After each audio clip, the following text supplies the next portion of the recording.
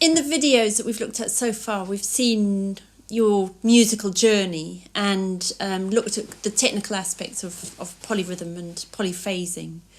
And you've spoken a lot, and in showing us, you've spoken a lot about the mathematical side of it. And it could, in some senses, be seen as a rigid technical exercise, very virtuosic.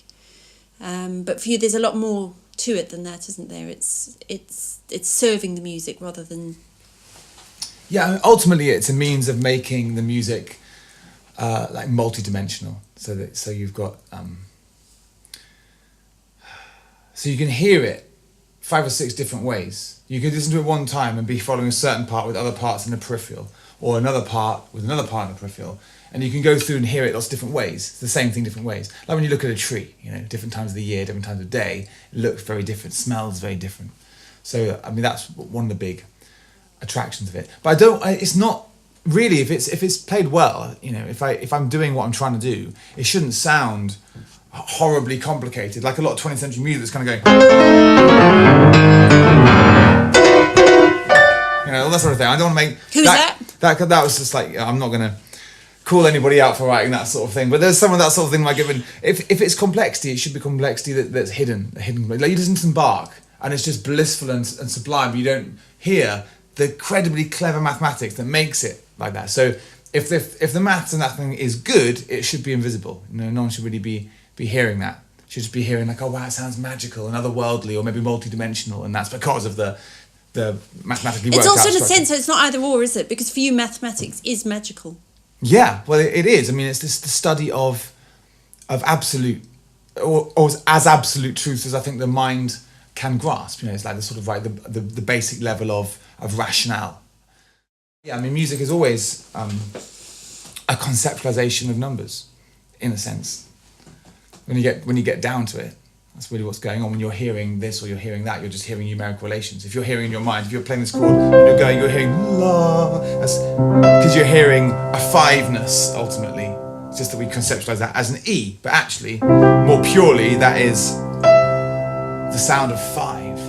Why is that the sound of 5? Because it's the 5th harmonic in the harmonic series. If you go the harmonic series, you've got 2, 3, 4, 5, 6, 7, 8, 9, 10, 11.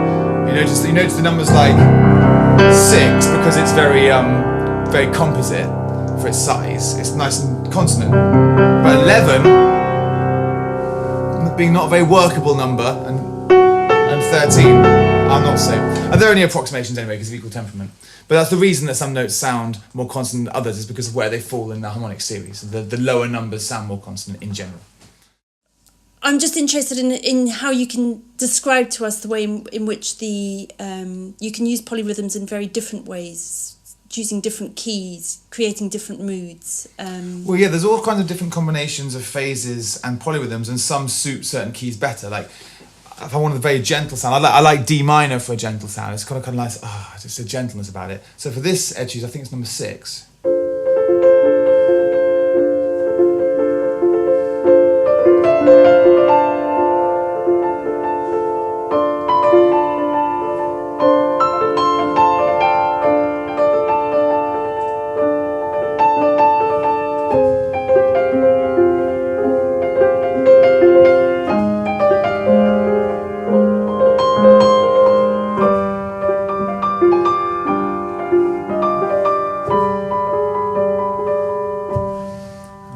Actually ended up in G major there, but that's a very gentle key as well, G major. So that's actually number 7. I said number 6. It's number 7. Actually, number 7, D minor. It's not exactly how it goes, but that is the key of D minor, a very gentle sound.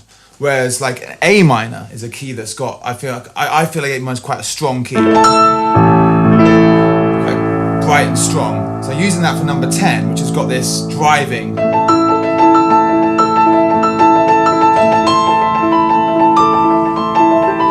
That's starting off 5/3 with a 4 phase in both hands. 1, 2, 3, 4, 1, 2, 3, 4, 1, 2, 3, 4, 1, 2, 3, 4, 1, but 5 phase. 5 in right hand, 3 in left hand. In the 4th etude, I'm using 5/3 again, but because the left hand phase is in 4, it really sounds like before you come in, the left hand is doing 4, but I'm counting that as 3. So when I bring my right hand in 5, but doing a 6 pattern, it just sounds like they're occupying very, very different worlds. That's why I've got one down at the bottom, one at the top, and G major, which is maybe kind of slightly wizardry or magical key. So I get this.